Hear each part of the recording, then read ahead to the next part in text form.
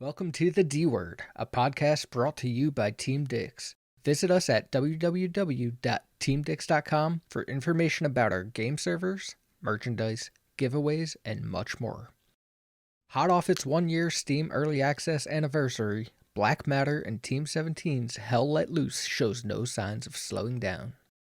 I'm your host, Slntwhspr, and join me in this 2-part episode as DyslexicYodah, Me. French Roasted, Hey, hello. Fridges, Yo. and SakuraRagdoll What's up, guys? look back at all the non-stop action and excitement provided by this World War II Milsim.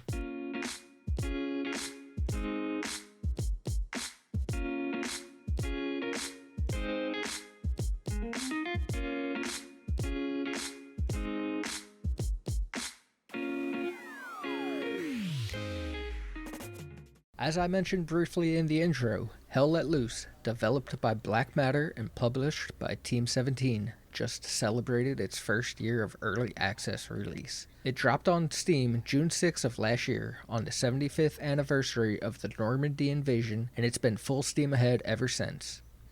Before we get in depth, however, we must first pose the question for individuals listening who may not know: what is Hell Let Loose?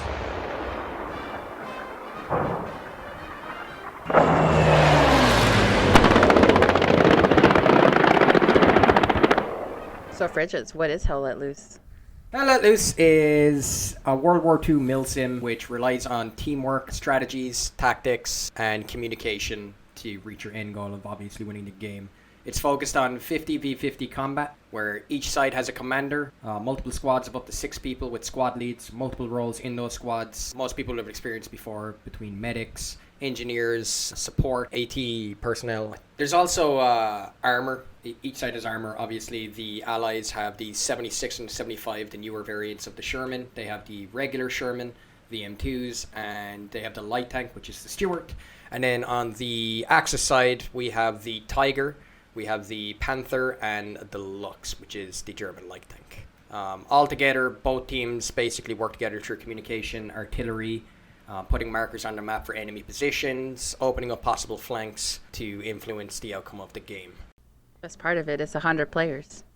Oh yes, a lot of players. Outside of positions, what is the goal? What are you doing in Hell Let Loose? French Roast? Yeah, so the end-all goal is it's a territory capture game where you have points of control, but at the end of the day, you can capture territory not even being on the point.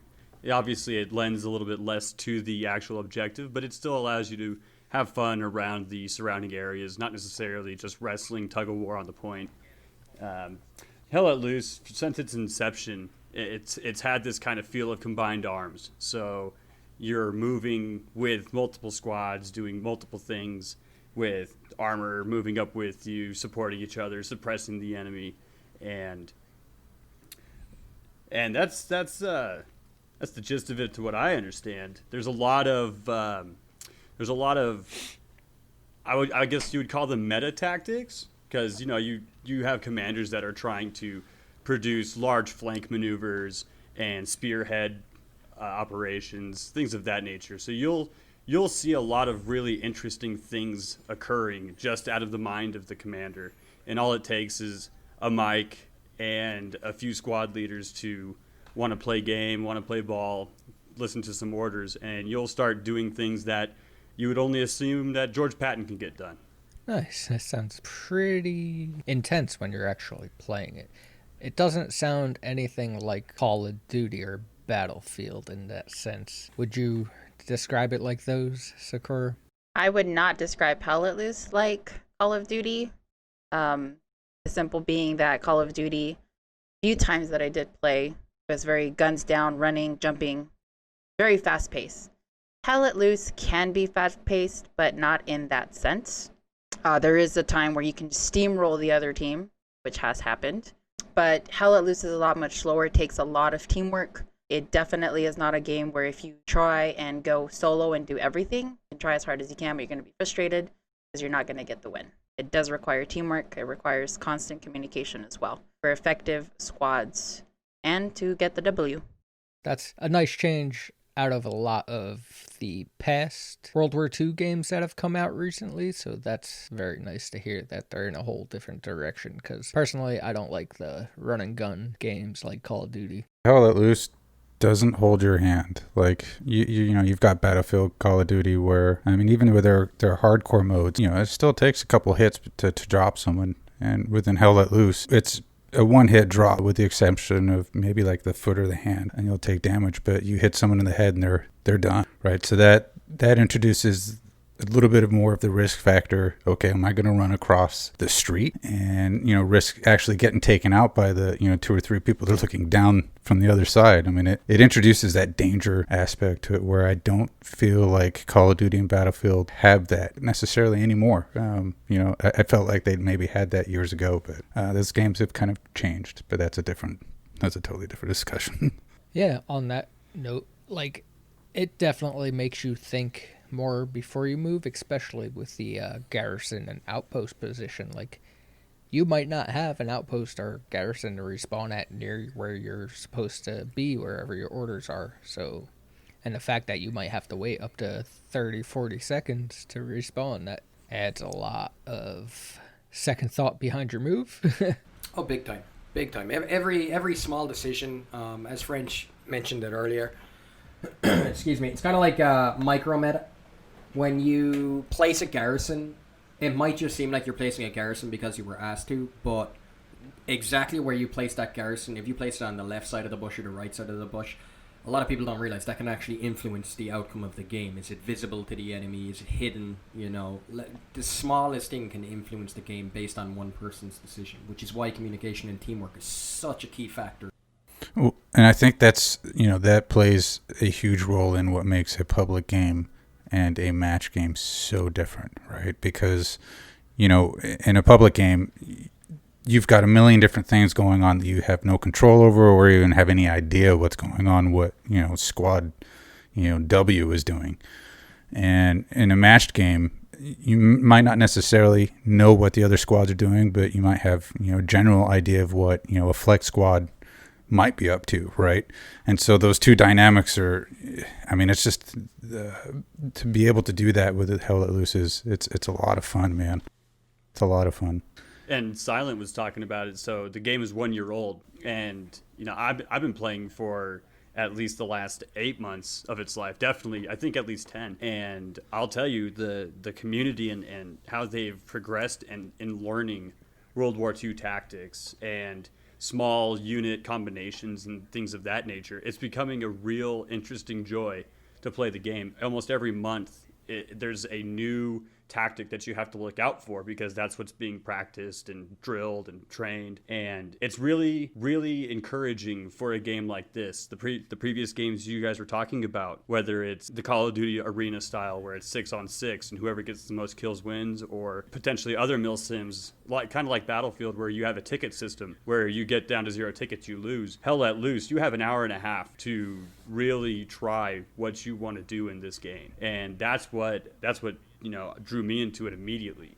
You have a large amount of time with a large amount of players to do fun stuff like armor columns and things like that. Stuff you could never do in those other games. So it's really cool seeing the community really trying out these cool tactics. And it's just been a fun ride the whole time. To add to that, I mean, the developers' commitment to keeping it as close to World War II, you know, the layouts, the maps, the agriculture, everything definitely adds to it as well. It's actually very impressive when you actually, you know, you look in and see how they're developing the maps with their aerial views and, you know, Googling actual maps from World War II and seeing where they thought battle lines were or minefields or whatever. It's really cool. It's a neat little dive into history while you're watching them make a map for you to play on in a month. I think one thing they done brilliant with that as well, when it came to creating the maps, the devs really had to take into account the difference between realism and balance. And I think coming to World War II games, a lot of games get that wrong, where one team would be extremely overpowered or one part of the map would be, you know, too easy for one side to capture and fend off everybody else and just hold that point. One thing the Hell Let Loose devs done is they keep realism from World War II in the game, and you feel that when you're playing it, but you also feel like the game is balanced, like both teams have an even chance at the start of the game all the way to the finish of influencing the outcome based on how they play. Yeah, I would definitely agree. Even the maps, like, everybody knows obviously how World War II ended up, but like you said, it doesn't end up that way every time in game. They really balanced it out and made it so it's still a competitive game where you can't rely on outside factors that are built into the game. It all comes down to the teamwork, the communication, the skill of the players. That's a big draw for me, like, as just a player, knowing that it's not some outside force. Like, you can't just get lucky being on this team this game, or that team another game. Right. You don't win that game without communication or working together. I mean, it just doesn't happen. Yeah, I like what Silent was saying about that, because I don't know how many World War II games you guys have played. I imagine a fair few. I've played a fair few. How many times have you been able to push the Americans back into the beach on Utah? That's not a common thing, but then you can do it in Hell Let Loose, and it's like, wow, this is interesting. Definitely. And going back a little bit to the detail that Black Matter puts into this game is unlike anything I've ever seen in almost any kind of historical game. Down to the tiniest details on the guns, or like you see piles of munitions laying around. It's all historically accurate. Even on the maps, all the icons, they've changed. Like, I'm not a huge fan of this one, but in the last patch they changed the armor icons. Right, try to make it a little bit more historically accurate.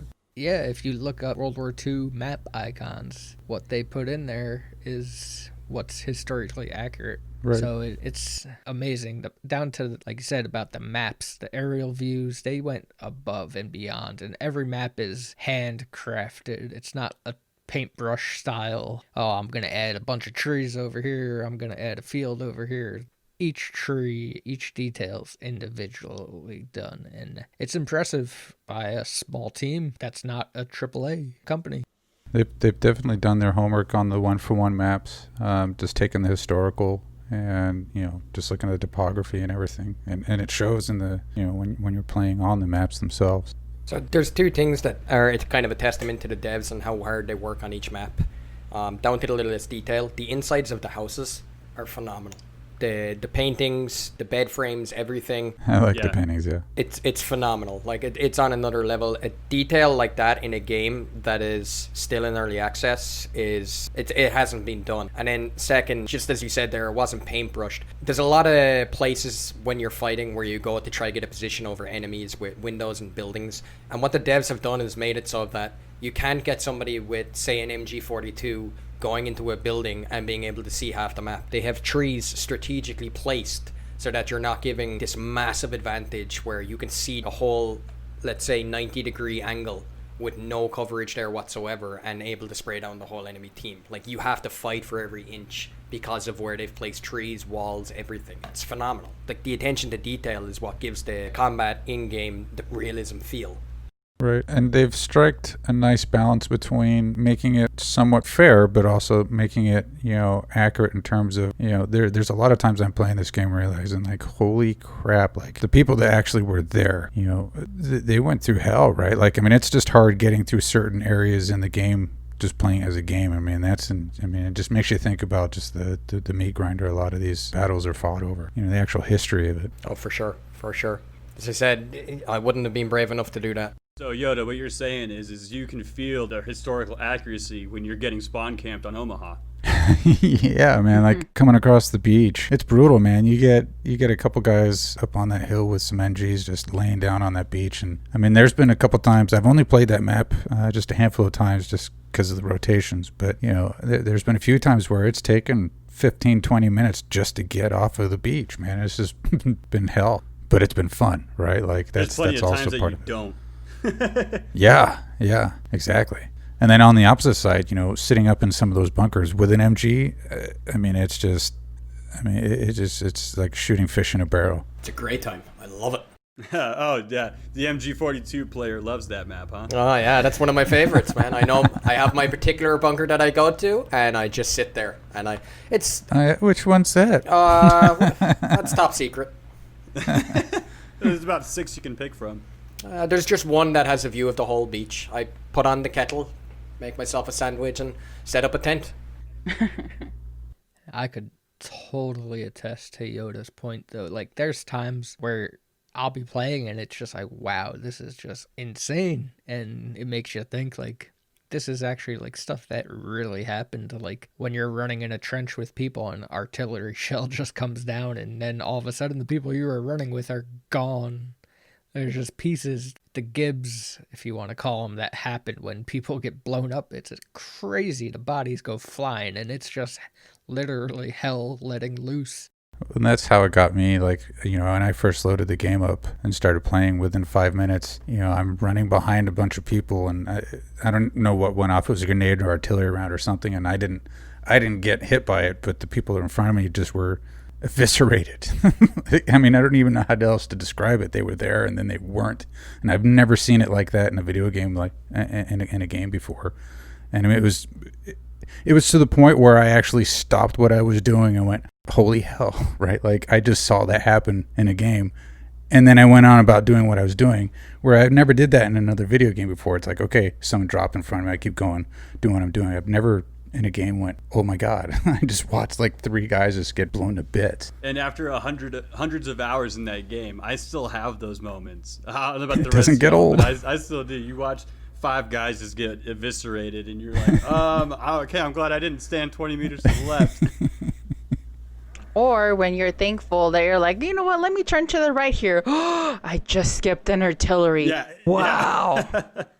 I think one of the best experiences in Hell Let Loose, when both teams are fighting over 1 point and there's 5 minutes left and whoever gets the point wins, and you're seeing MG tracers flying overhead from both sides, grenades going off, artillery landing, tanks firing at each other, smoke grenades. Yes. It's the feeling you get when you know you've got 5 minutes left for the victory from both teams is one of the most intense feelings you'll ever get in a video game. And just the sound of artillery when you're in that moment, when you hear that whistling down, it is incredible, like phenomenal feeling. And I've never had that feeling in any other game. And you always think, you always wonder, is this it's going to be me, right? Now it's going to hit me. And Yeah. Yep. I mean, sometimes it does, sometimes it doesn't. Yeah, every time. I'm like, I think I'm running away from it. No, I'm not. The one sound that gets me that they added recently, that they changed, is when a tank shell flies over your head. That sound gets me every time. Yeah. It scares the crap out of me. Oh my god. Yeah, it's like you have a target on your head, right? You hear the tank shell, it just misses, and you're like, right, I'm going to Jamaica, because that's the only safe place right now. Even the sound of the 76 firing, if the tank shell doesn't go over your head, that thump that you hear is so intimidating. And they're due for a major sound update, right? I believe that's in the pipeline. I think it's the next one, yeah. Yeah, which is hard to believe. I mean, the sounds are really awesome. I mean, I can't wait to see what they've been working on. Yeah, they released a brief a few days ago. Oh, did they? I must have missed it. It's on the Steam store page.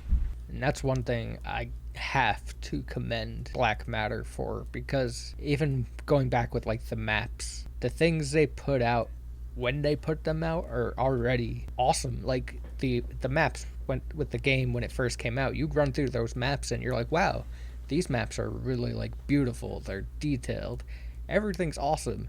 And for a lot of companies, that would be it. Like, they'd be like, cool, Black Matter goes back to almost everything and is like, how can we make this better, and how can we make it like more gameplay wise, more spots to set up strategies, what details in the sceneries can we add. They go back, they've done it for multiple maps already, they've done it with the sounds, they like everything. I feel they go and constantly are like, what can we do to make this game better for free?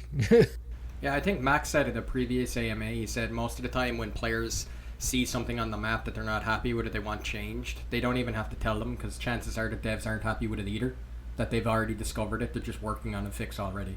And that's, I love how involved they are with their community. They're very reactive to, what the community is telling them about their game, which is nice, Oh, 100%. I don't think we can actually understand the work that they're actually doing, like the amount of hours they're putting into it, like every day responding to almost everybody in the community about the smallest thing to the biggest thing, and still working on the game for multiple hours after that. and taking into account everything everybody said, there's a lot of work being put in. And it shows. Yeah, it's definitely a work of passion. I'm sure a lot of sleepless evenings for them.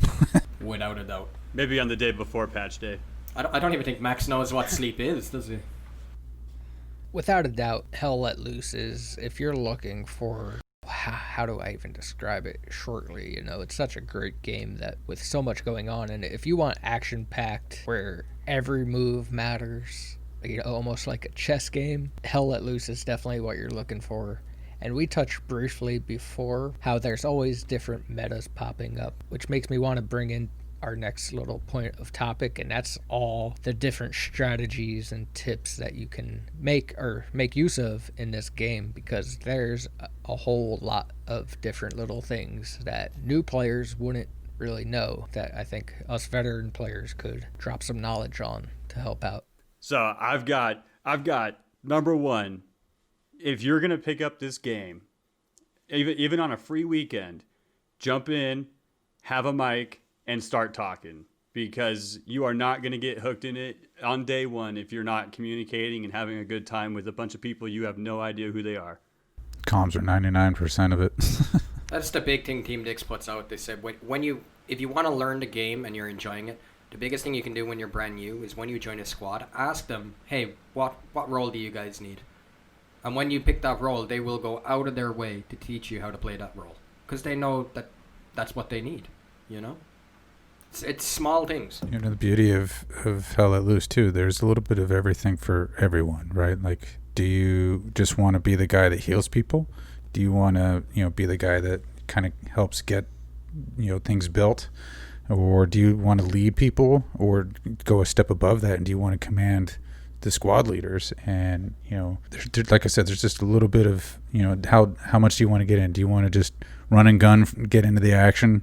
You can do that. Do you want to maybe have your face in a map and kind of seeing things from the top down? They have that as well. I mean, it's a great game. There's so many different aspects to it. I think while we're bringing up strategies and tips and tricks, in a lot of games that we play, we see it. Map control is huge. It's not all about just controlling the point and staying on it or pushing the next one. A lot of mistakes people make is when you capture a point and you move on to capture the next one, you don't leave anybody to defend, to watch your south flank, your north flank, east, west, whichever way the point is facing. You have to have a nice control surrounding territory around the point. Map control is huge in Hell Let Loose. If you leave one flank open and there's one smart recon squad on the enemy team, they'll use that flank against you. They'll get a flanking garrison set up, and their team will spawn there and push you out of the point you just captured. Right. Yeah, and that's when defense comes a lot in handy. A lot of people just want to push and move on to the next point, but defense is just as important, in my opinion. Mm-hmm. Maybe I'm just biased because I love defense. No, I completely agree. But, that's where you shut down, you spread out of the point, too. You don't want to keep yourself in the point because the enemy knows where to find you. It's also good to venture out. On top of that, too, as you said, venture out. If you see an enemy pushing from the north, they're coming from the north. So the best bet is, if you can hold off their push and then push them back, you can find their spawn point, destroy it, and then that northern push is gone, right? I think the key to the defense point of view is, because I personally like to defend too, because, well, everyone wants to chase the action. And I think the first idea about defense is you're not going to really see much action. I guarantee you, if you're playing against a team that has even the smallest amount of coordination, you will have that action. And, it'll come to you. Yeah. And like that's what I say. Like what Frazier was saying, sometimes you can even go lead out an excursion to find out where they're trying to flank around you. There's just so many aspects in this game to where, just hunkering down for 5 minutes on a point, making sure they won't come take it back, you will be helping the team immensely, and then the action is going to be right around the corner. Well, and I think that underscores really the biggest thing with this game, right? The from all the others, because you get a lot of players that come from Battlefield, from Call of Duty, and it's all about the kills, right? Hell Let Loose is, you can score your kills, but it is not a game about who's got the most kills. None of us up here that have been playing it, and are good at the game, you'll hear none of us at all saying like, oh, I get this many kills in the game, this many kills, because kills don't matter. Kills are not what win the game. Well, I mean, yeah, but at the end of the day, it's about your team winning, right? And it's what do you got to do to get your team to win? I mean, maybe you got to rack up those kills, but Oh, I think it's as soon as you get in the game and you hit the tab menu, I think it's telling that you don't see your personal kills. You have to go and click another button on the main tab menu to even see your stats. I think that's the biggest tell that this game is about the squad over individual. I will quicker brag about how many structures I've destroyed than how many kills I've gotten. Oh, definitely, because that's a bigger factor for helping your team win than just killing a dozen guys. Yeah, the way I describe it to new players is if you kill an enemy OP, you've killed an entire squad. If you kill a garrison, you've killed the entire enemy team. A garrison is 50 kills, and OP is 6 kills. Every time. right. Deny. Exactly. And if you get lucky, sometimes when you rock up on a garrison with an MG42, the entire enemy team spawns in, and you send them all the way back. And that's a long walk sometimes. And just on the defensive point of view, when you say action's coming to you, one of the most terrifying things in Hell Let Loose is when you're defending and you look behind you and you see this massive smoke cloud because the enemies are smoking, getting ready for a push. That's when you know you're about to get into the biggest set of action you're ever going to see. I get excited when I see smoke. Yep. I love like, they're using coming. smokes as a misdirection because it's another strategy. Like, if I'm down this way, sometimes I'll throw smokes in a completely opposite way because once the enemy sees that, they think that's where they're coming from. And then I'll be like clear as the suppressing machine gun fire or whatever starts shooting into that smoke over there. Yeah, it comes down to the smallest thing. The smallest thought process can influence the way the game turns out, If you decide to flank north instead of south, you could either take the point or they could be waiting north for you, Like, there's so many different ways it could go.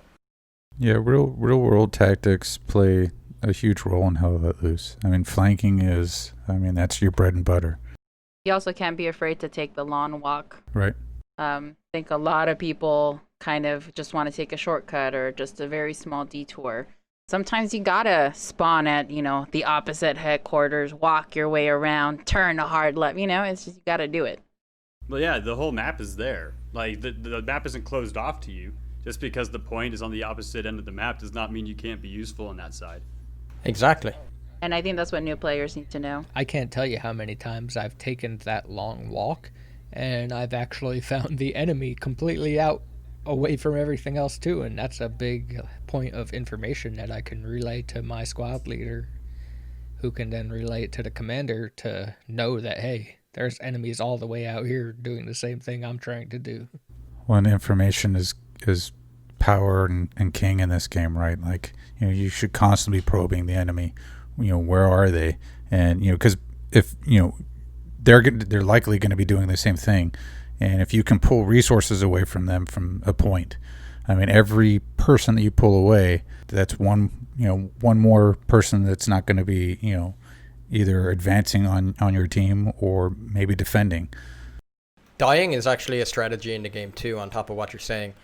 A lot of people are afraid to die in game. A lot of the times I'll see when I'm running towards the enemy, I'll see people lying down, trying their best not to get shot. But, you could take 10 steps under enemy fire and get around the corner and die the moment you get around the corner. But when you get around the corner, you could spot an enemy garrison and know its exact position. So you didn't die for nothing because you can relay that information to your team. Dying is part of the game. That's why the spawn points are there, the OPs and the garrisons. I find a lot of times people just lie down and wait for the firing to stop, it's just not going to happen. It's World War II, It's literally Hell Let Loose. So don't be afraid to die. It's part of the game.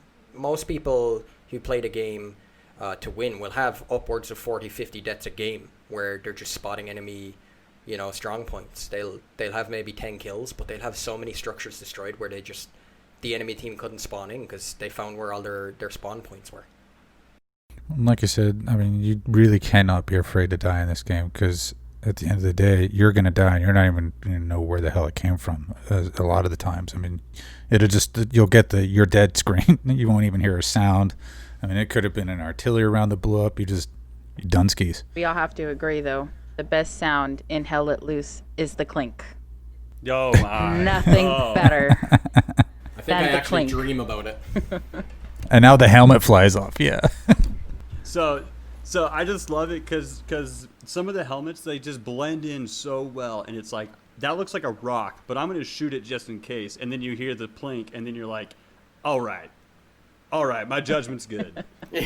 You know, I do gotta say, one of the most underrated things in Hell Let Loose that I don't think gets enough appreciation, and this is going a bit backwards, but the tanks exploding is one of the most beautiful visuals I've seen in any game. It is so satisfying when a tank. The shockwaves. They done such a good job, and this is Hell Let Loose in early access. Like the day it came out, they had this. It's phenomenal. I don't think anything matches it. I've seen tanks blow up in so many games. You know, Battlefield, Postscriptum, all these. But in Hell Let Loose, the tank explosion is on another level. Well, yeah, every update, man, this game is just getting better and better and better. I mean, we just got ballistics, and here soon we're going to get, penetrable objects, which is going to, again, further change the way this game is played, right? Like, I've only been around for maybe just under half a year on the game.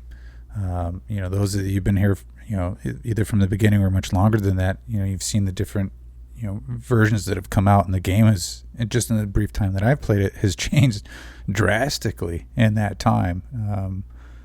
Whether it's tactics or something that they've added, changes the way that you have to play the game.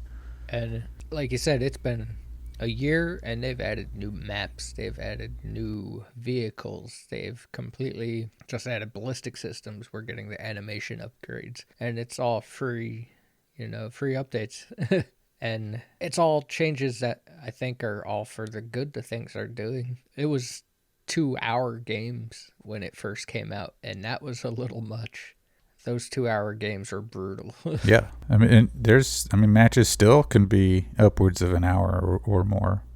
There's a lot of times I've played this game and I walk away from the computer just dripping in sweat, because it takes a lot out of you, man. It really does. It's a mind game. Like you're constantly thinking all the time when you're playing Hell Let Loose. Oh yeah. And to go back a little bit, you don't have to tell me to be afraid to die, because as a mainly support player, that's 90% of my game is killing myself. Well, they are coming. I heard that they're going to work on the support role, where it'll make the support player doesn't have to basically commit suicide every time they lay down a it's on the supply roadmap. Box. It's on the roadmap right now. That's one of the next big updates, and I actually think that's going to change the strategy, the whole meta of the game too, if support players can do that. Well, it's the cooldown, so now you're not losing that firepower, right, from your fire team. Exactly. They can play a much more active role in combat. One of the most underrated roles in the game as well is medics. Oh, I love medic. Not a lot of people agree with me on this, which is fine. This is my own opinion, obviously, but I think medic is one of the best. I don't even know what you're going to say, and I don't agree with you. I think medic is one of the best roles to start off on, because what it forces you to do as a medic is get you into a combat situation where you're running under fire to revive teammates and bandage them. And if you learn to do that, you can play any other role in the game and know how to move around in combat, but be effective with that role. For me, I think the hardest part about playing medic is deciding to not shoot and not give myself away. Because the most successful medics I've seen play this game, they never have their gun drawn. They're sitting in the back. All the action is going around them, and they're just all like, my job is to make sure these people can still keep fighting. It's shell shock simulator, man. It's weird. It is weird to watch people play an action game like this and not participate in the key action of it. They're doing the other action part of it. I can add that medic is my other class that I play, because I'm a terrible shot. Like we said earlier way back, there's something for everybody. I'm terrible at shooting, so medic and support, I can still help out the team without focusing on shooting. But as a medic, the biggest peeve is people don't give you a chance to revive them. Give your medic a chance, guys. Don't instantly just respawn so when I'm 5 meters away from you. There we go. Hey, so there's another tip for new players. You have a long time to sit there as you're bleeding out. I think the timer is over a minute. So you have quite a long time to wait for a medic to come at you.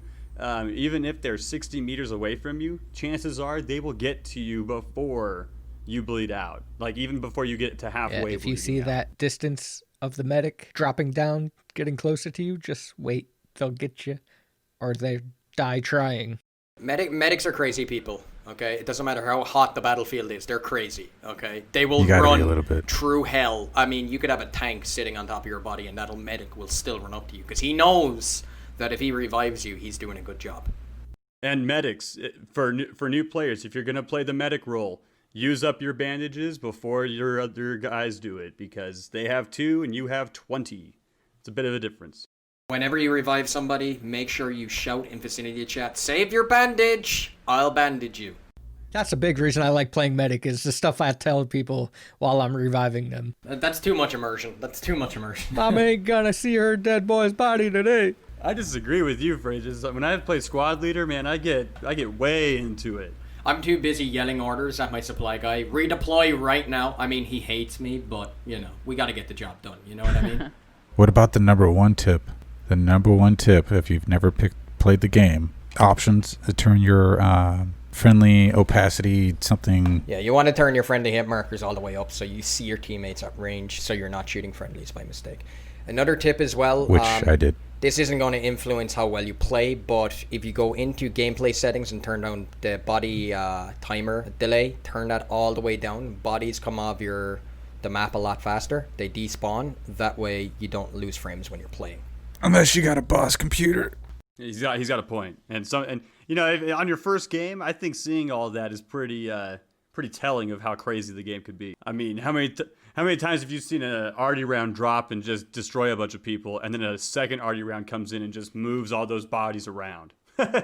Or you're running and you see a trench and you're like, oh, I gotta go in that trench, and then you dive in that trench and it's just full of body parts. You're like, oh no.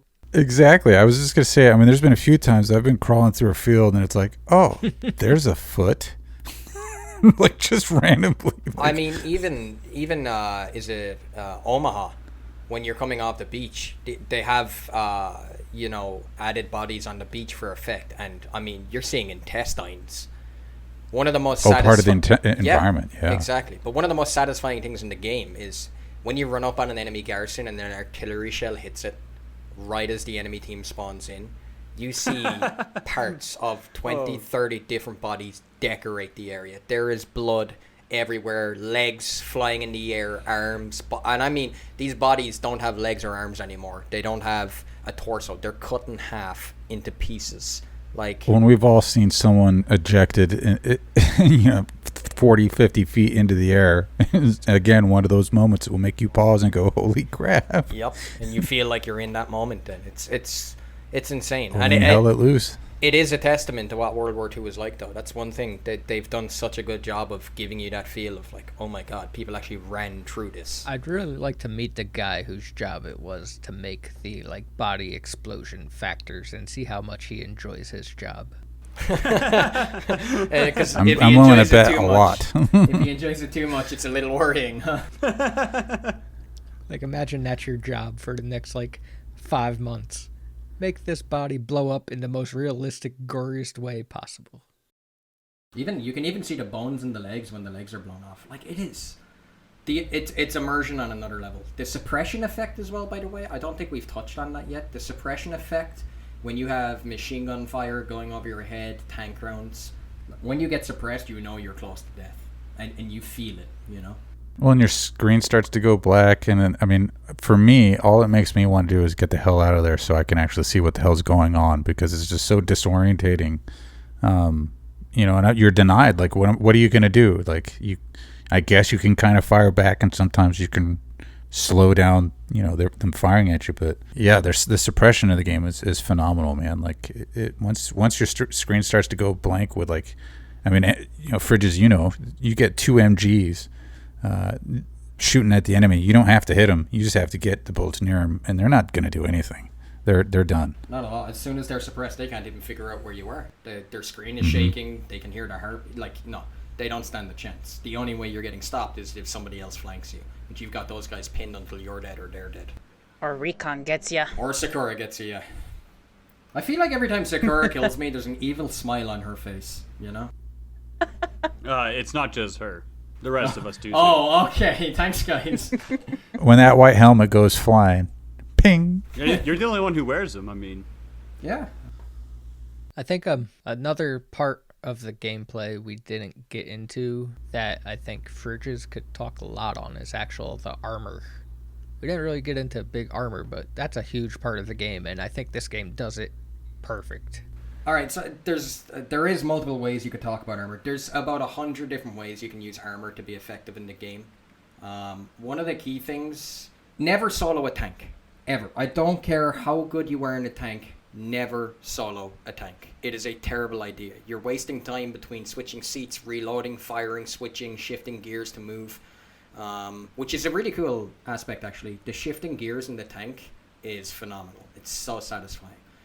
One of the other things you can do, you guys have seen Abused and myself lately. Normally I'll go gunner and Abused will go driver and switch between driver and spotter because we have a 2-man, it's a lot quicker.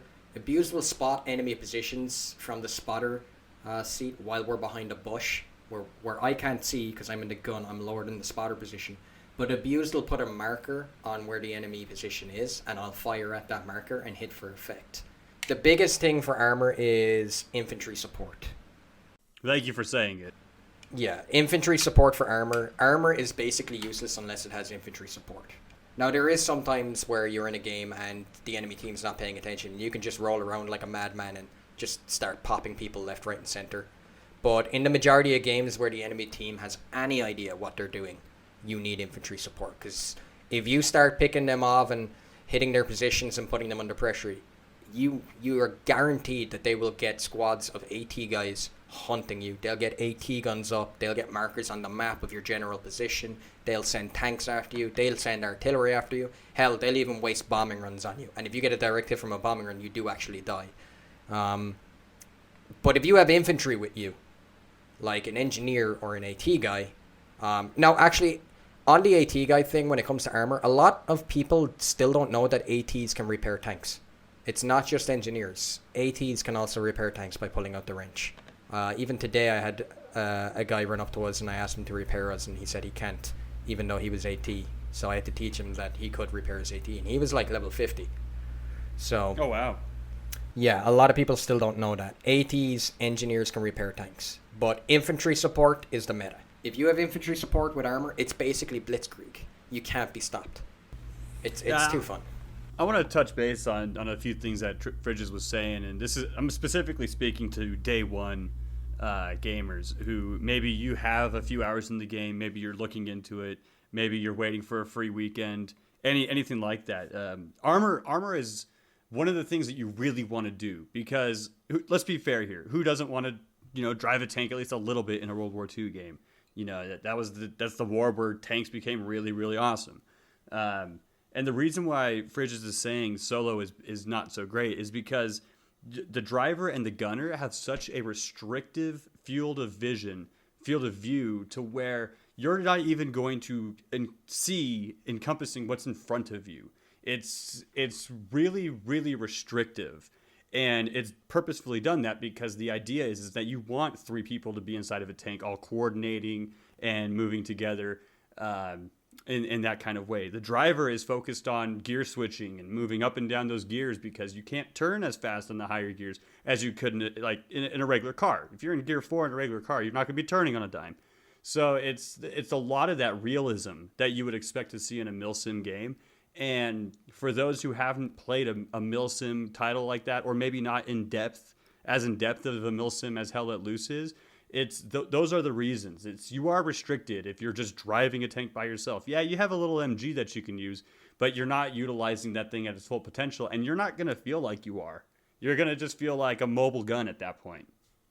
Right, and on the MG as well, just again, the MG is only really effective for killing people at close range within, say, 50 to 100 meters. Anything past that, and you're strictly using it for suppression.